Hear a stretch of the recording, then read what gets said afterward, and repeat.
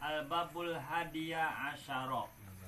Bab anu kasawelas fi fadilatil masajidi dina fadilah atau kautamaana masjid-masjid. Namun sak bahasa Arab nama masjid masajidu arna sama taksir ya Kang Junet.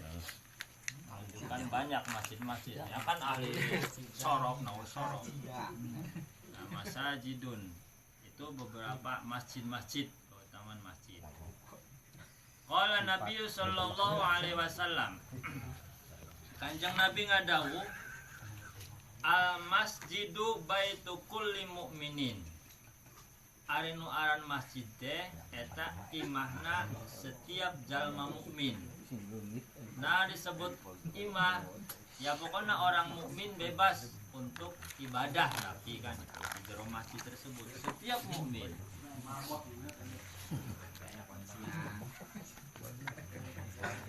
Sekarang masjidnya dikunci banyak. Al masjidu baitu kulli mukmin. Rumahnya orang-orang mukmin, baik di dunia sampai ke akhirat ya.